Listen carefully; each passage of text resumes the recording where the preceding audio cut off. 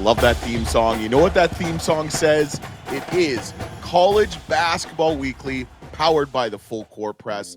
LT, my guy Sammy D, back for another great week of college basketball as we come nearer to the NCAA tournament. We're going to talk a little different stuff, but don't forget to subscribe, rate, and review, especially if you're watching on YouTube.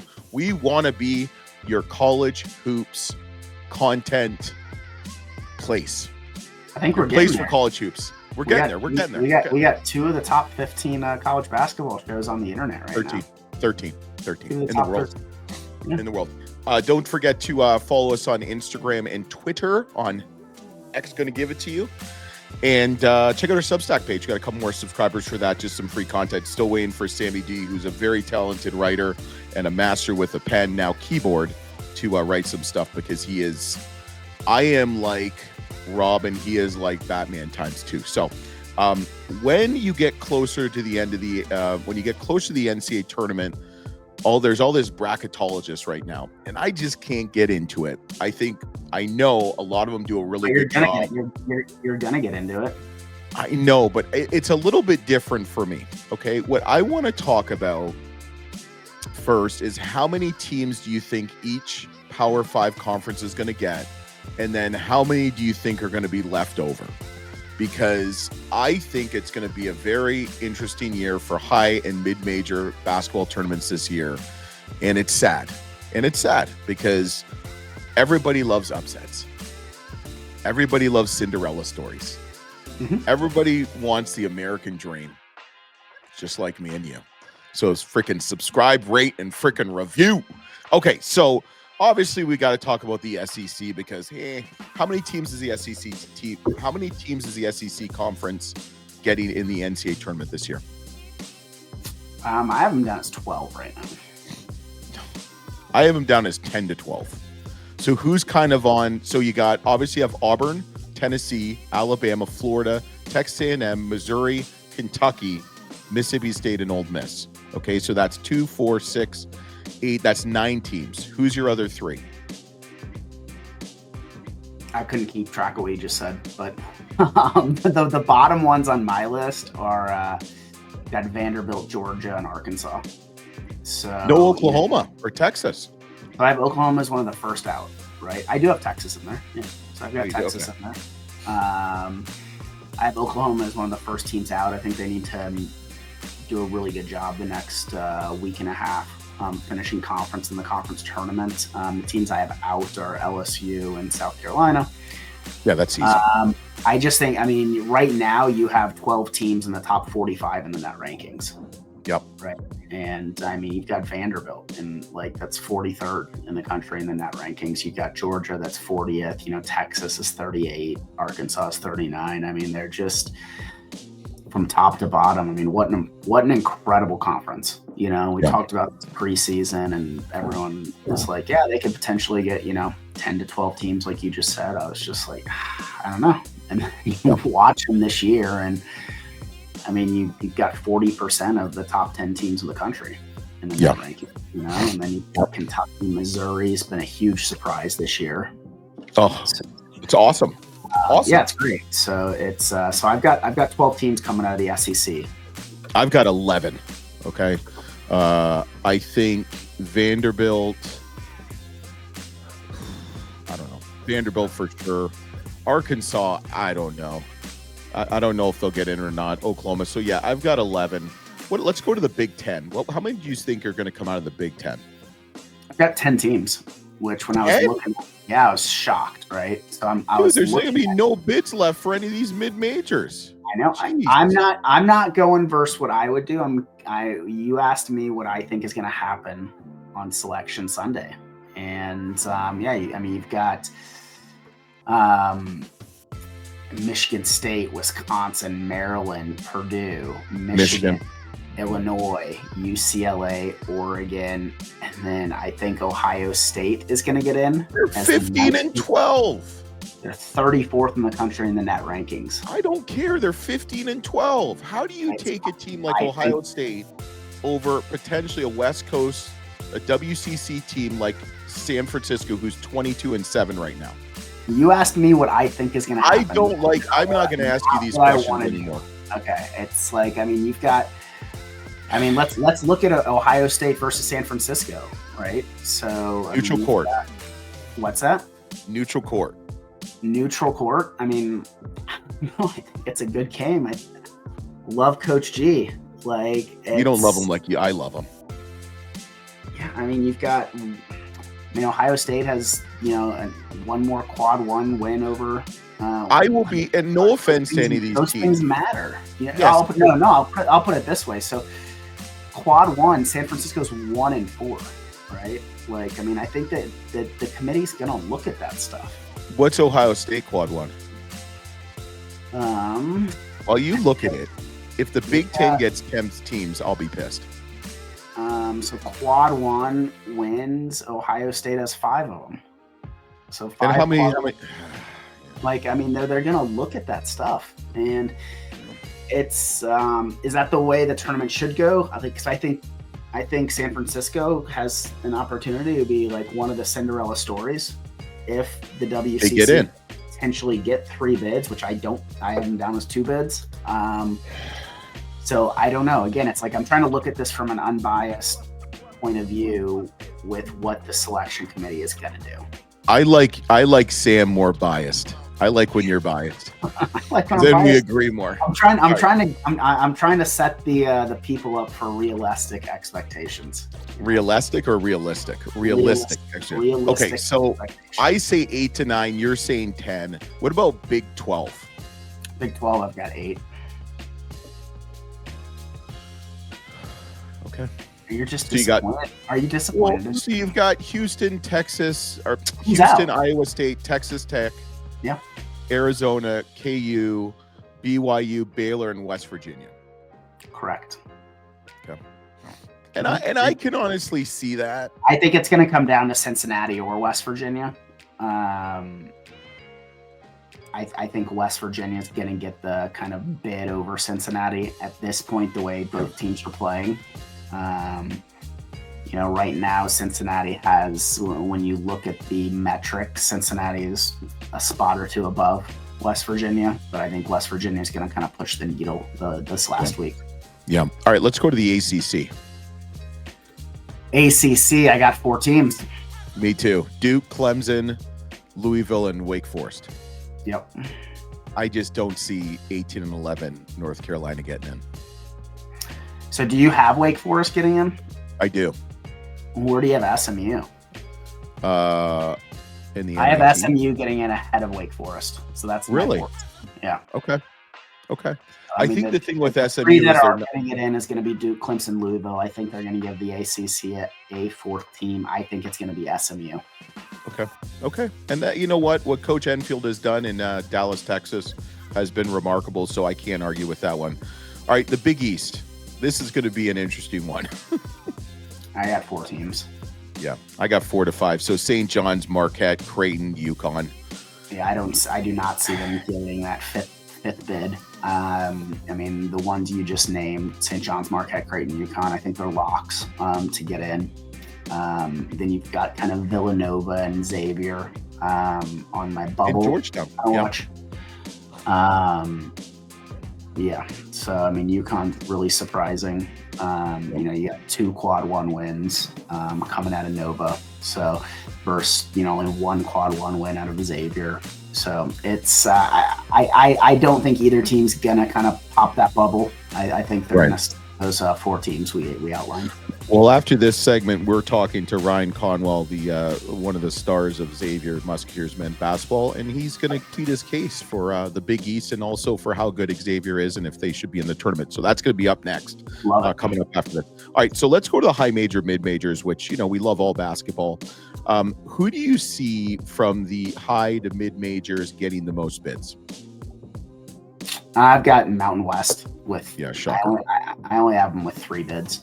Yeah, so Utah State, New Mexico, San Diego State.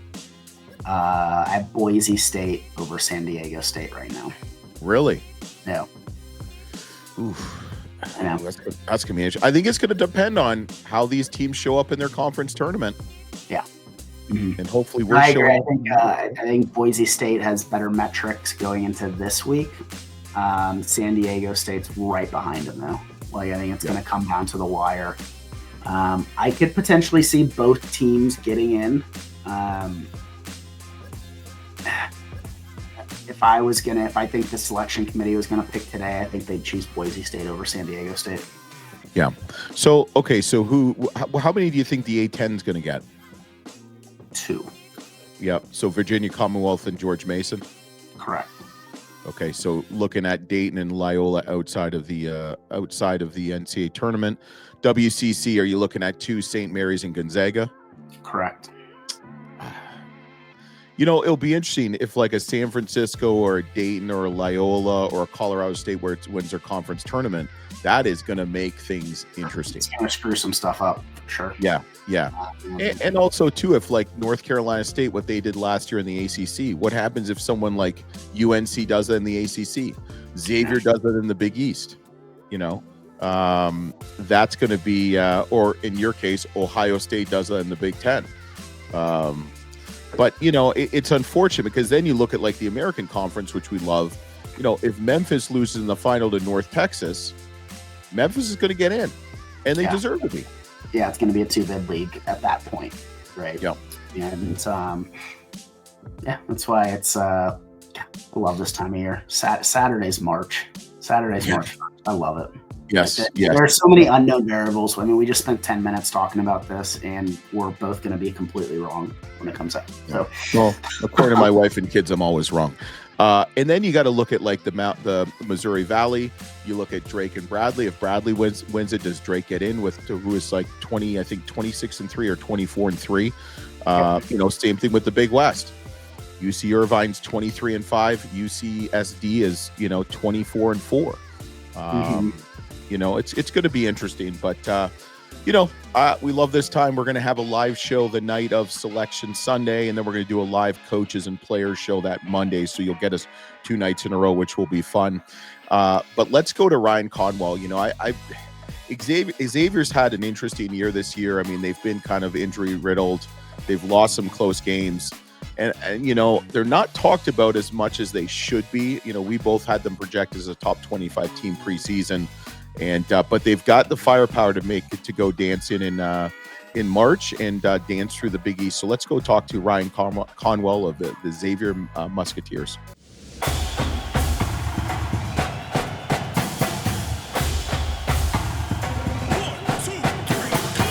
So we got one of our favorite players. Sam dubbed him the dark horse Big East Player of the Year, and Coach Miller liked that. And he's doing a really good job this year. We got Ryan Conwell from the Xavier Musketeers, and we're excited. So, Ryan, let me ask you, what would you say your biggest difference you noticed from going from the Missouri Valley to the Big East was? Well, in terms of the competition, the Big East is way more physical. I would say the refs definitely let you play. Just more athleticism. Bigger, taller players. I would say that's really the biggest difference. But really, I mean, for me, just adjusting is probably just my role in a sense. I think I play with the ball a little more in my hands, this year coming off ball screens and having to make shots off the dribble more than I had to last year. So I would say that's one of the biggest things I've had to, continue to grow with. And but all in all, I mean, at the end of the day, it's basketball. So, no matter what conference, you're in, you just got to. Yeah. So you're averaging 15.7 points a game. Not surprising. You're playing 32.5 minutes a game. I mean, which is really impressive. Take us through the whole transfer portal for you because you're hearing a lot of different stuff going on. I mean, we talk to a lot of coaches and players every day, every week. Take us through the transfer portal through a player's perspective, like at least in your case. Yeah, definitely. I think, with the transfer portal, everyone's situation is different. I'm very thankful and blessed, to have had the situation that I had when I was in the transfer portal coming the second time around. I talked to a nice amount of, schools and coaches around the country, really. And, we kind of just narrowed it down based on, fit and where me and my family thought, I would be able to go and thrive and be able to show my skill set at a very high level, which is, one of the reasons why I picked Xavier.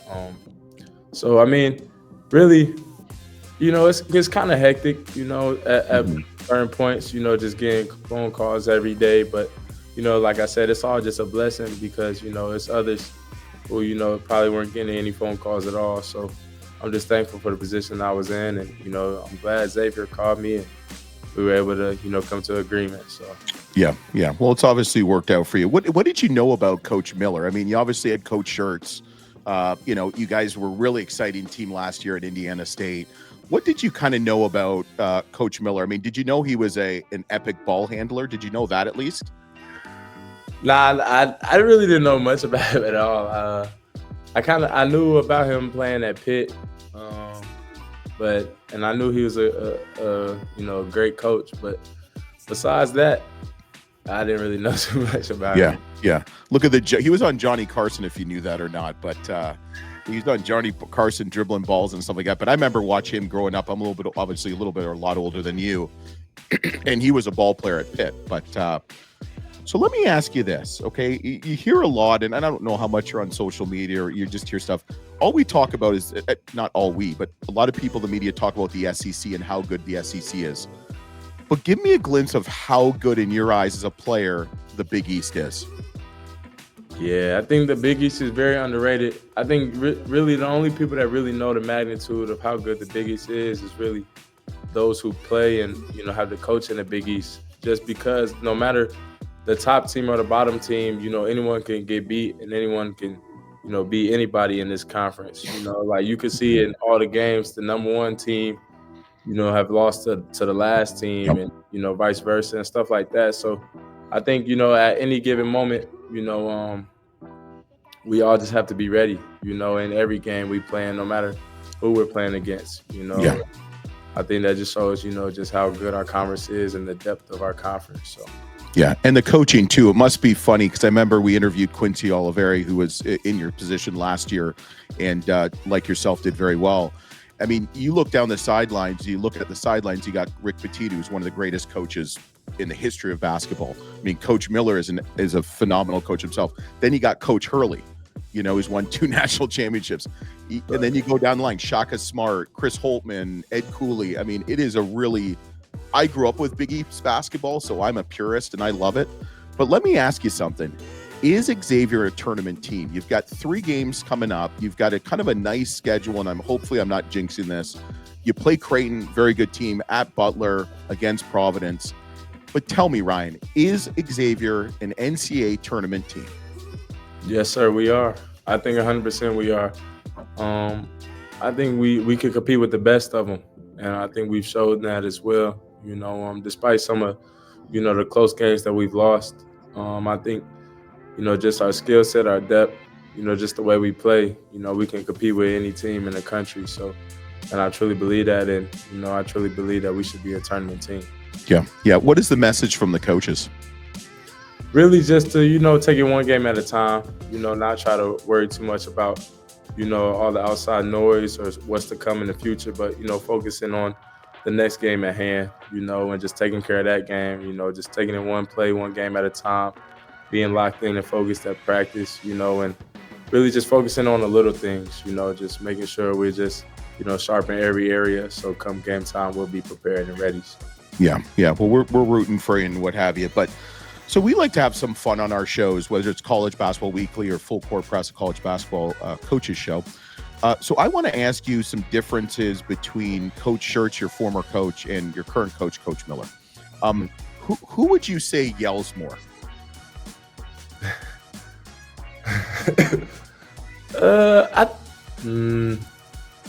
I think it depends. That's a hard one. It's not like they both yell a whole lot. Like they both yell. Like I think every coach in the country like yells, in a sense. Like every coach in the country is gonna get on you for something. But they do it in like different ways. I don't know. That's a hard one. I don't know. All right, we'll do a little bit easier, okay? All right. Who would you say is a better dancer? Between the two coaches? Yeah. I would say Coach Schertz. I don't know.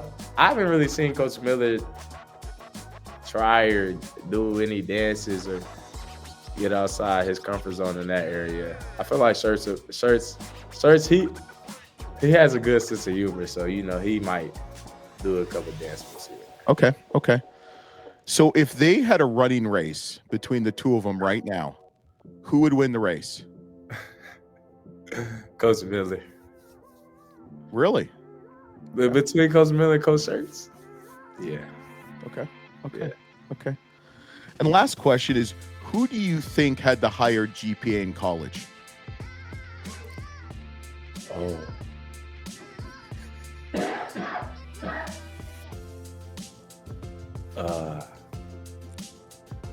See, they're both like really smart, like high GPA. I don't know. Yeah. Who would you think? They both probably had super high GPA though. Well, Shirts. I don't know. Okay. All right. That's all right. You didn't fail. You didn't pass. So last question I have for you. What is the thing you miss most at Indiana State, and what is your thing you enjoy the most at Xavier? The thing I miss most at Indiana State is just, I would say, like the team camaraderie, my teammates and staff, like just us being all together as one. I thought we were a really close team. So just those bonds, not even just on the court, but off the court. So probably that. And then you said, what's one thing that I enjoy most? What's the thing not one thing, what's the thing you enjoy most being at Cincinnati at Xavier? Just, I would say, like the atmosphere here at Xavier, like, just on the game days, it's just a vibe, just the students, just all the fans. It's just a different vibe. Like being here at Cintas on game day, it's different. So yeah. I would say I definitely, look forward to all of those. So. Yeah. Well, Ryan, we really appreciate it. Check out, you're going to stick with us 1 second, but check out the Xavier Muskateers, especially Ryan Conwell, as they make their run to be dancing in March. 1, 2, 3,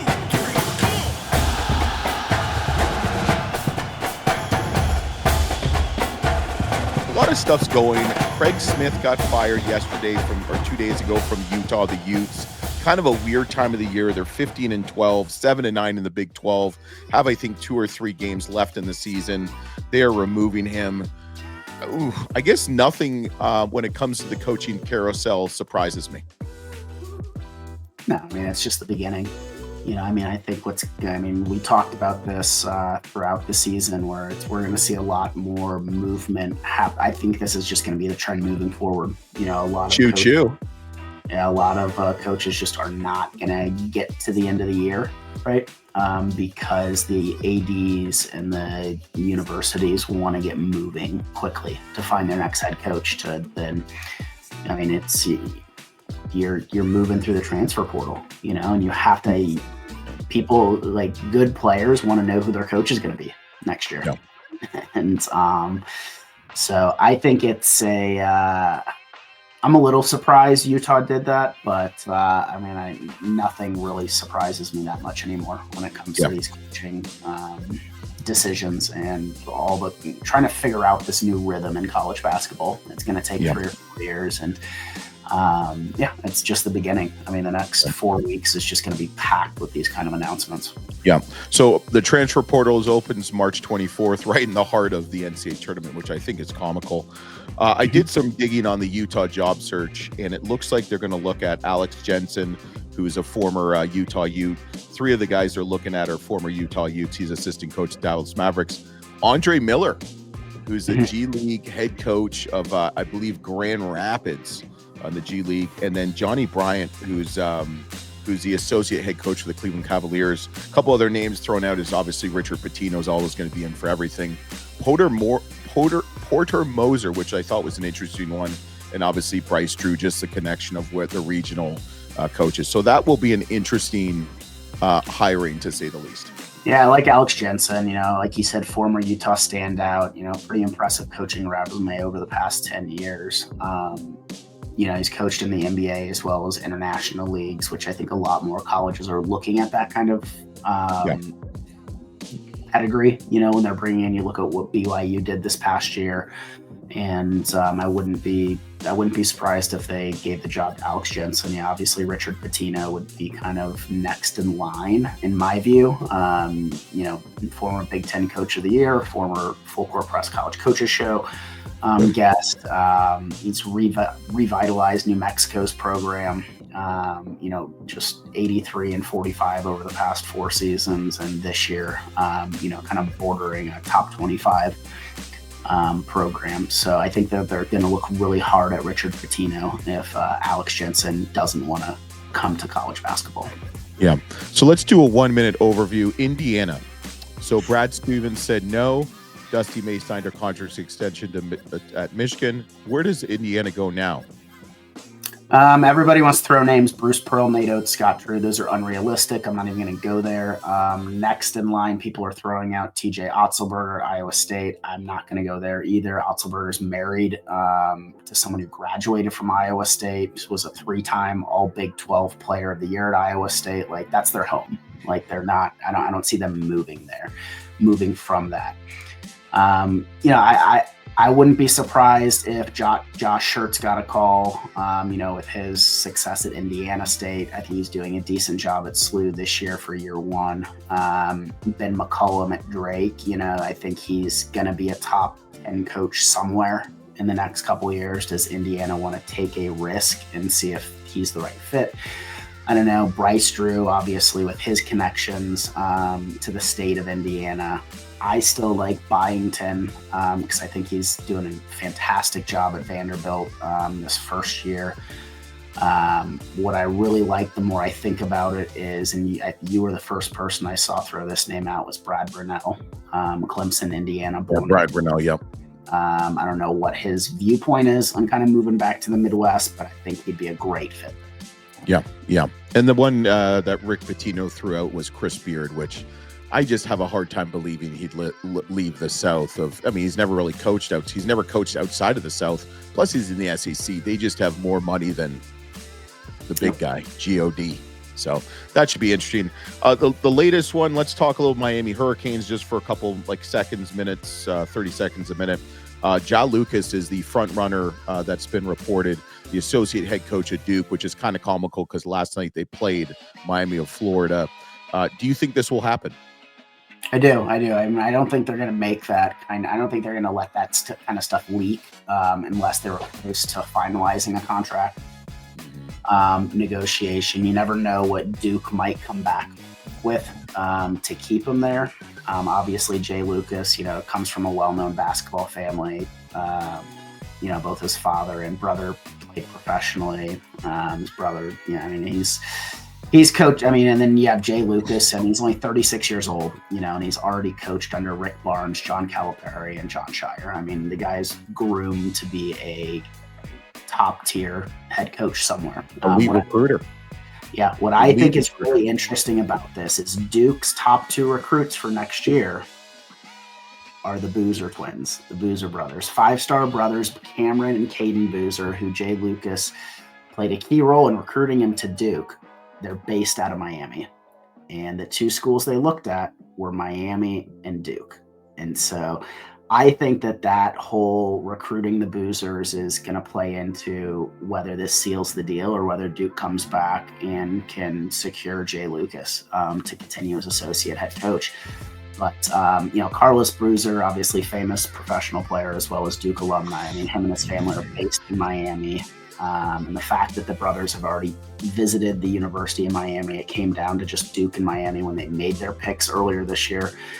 I think it's a really interesting side story where these top 2 players could be going next year and how it relates to this coaching search. Yeah, stay tuned. So one team that we just have not talked about much, and is down south, the Houston Cougars. And, I love Cougars. I love the Houston Cougars, especially. Kelvin Sampson, 24-4. They sharing a piece of at least the Big 12 this year. LJ Cryer's been in college for 100 years, won a national championship at Baylor. Could he win a national championship this year for Houston? I love how Houston gets after it on both offense and defense. What are your thoughts on Kelvin Sampson, who in 11 years has a 77.6% winning percentage at Houston? I mean, I love what they're doing in Houston. They just always seem to struggle in the NCAA tournament. You know, that's where I'm kind of. They do really well. I mean, they're 25-4, huge win over Texas Tech, and this week, and so I mean that further cements their position, and continuing as a top 5 program in the country. I mean, if they win the Big 12, they'll be I want to say they're going to get a 1 seed if they win the Big 12 conference. Right. Could they get moved down to a 2 seed if Duke also wins and the SEC kind of turns out its top 2 or 3 programs in the semis of that conference tournament? I don't know. But Kelvin Sampson, obviously an elite coach. I think he needs to win this. He needs to win a national championship. I think he's got I think he has the team to do it this year. Can they do it for 6 games in a row? That's going to be the question. Yeah. Big fan of LJ Cryer. Emmanuel Sharp and Jawan Roberts are ball players. You know, it's funny, though, just quickly, you know, in his tenure at Houston, he's been to 1 round of 32, 3 Sweet 16s, 1 Elite 8, and 1 Final Four in 2021 season. I mean, I think this is a year they could do some damage. You know, the Big 12 is a very good conference, and they've got a couple games left: Cincinnati, Kansas, and at Baylor. So look out for the Houston Cougars. So one player, we like to focus on one player each week, and going forward is one that's near and dear in our heart: Fort Collins, Colorado, senior Colorado State, Nique Clifford. Wears number 10. He's a guard. I mean, he's just 17.9 points a game, 10.2 rebounds a game. I mean, he's freaking ball player. Yeah, if you like watching NBA caliber players before they get to the NBA, like watch Nique Clifford before the season's over. You know, 6'6" senior guard. He's got a 6'8" wingspan. I mean, that's just NBA material right there. You know, 8 foot. 6'8" wingspan. So it's almost 18 points per game, 10 rebounds. Mountain West is just packed, right, with really good players. He's in the top 10 of almost every category. He's 4th in scoring, 2nd in rebounds. I mean, he's 6'6", 2nd in rebounds. What does that tell you about like his caliber, like to do stuff in the NBA? He's a rebounding guard. Yeah, 7th in assists, 7th in field goal percentage. You know, from an unbiased point of view, you know, he could win offensive and defensive player of the year. That's probably not going to happen because Colorado State's most likely going to finish, you know, third or 4th in the conference. And, you know, I don't think that they're going to give a offensive and defensive player to the same guy unless he's the top 1 or 2 teams in the conference. But he definitely has the stats and the caliber of play this season to take that. And he should be a 1st-round draft pick. I'd look at him in the end of the 1st-round draft pick, and I think he's going to do really well his rookie season next year in the NBA draft just by the way he plays and his style. Yep, I totally agree. So check out Nique Clifford and the Colorado State Rams. You know what? That's it for college basketball week at Sammy D. We had a good one. We jam-packed, unbiased, and I'm just excited. Don't forget to subscribe, rate, and review. Give us a 5-star rating on Apple Podcasts or Spotify. More importantly, hit the subscribe button, box it out, punch it, dunk it, whatever you want to do, pass it. That subscribe button on our YouTube page. Let's get to 3,000 subscribers and beyond. Follow us on Instagram and Twitter, and check out Full Court Press, college basketball coaches show. We have Chris Crutchfield and the Garbage Can Man, who hits a lot of deer on recruiting trips and is not really good with geography and time. But check out Coach Crutchfield from the UNO Nebraska Omaha Mavericks on this week's college basketball. What is it? Oh, Full Court Press, college basketball experience. And don't forget to check us out next week on College Basketball Weekly, powered by the Full Court Network.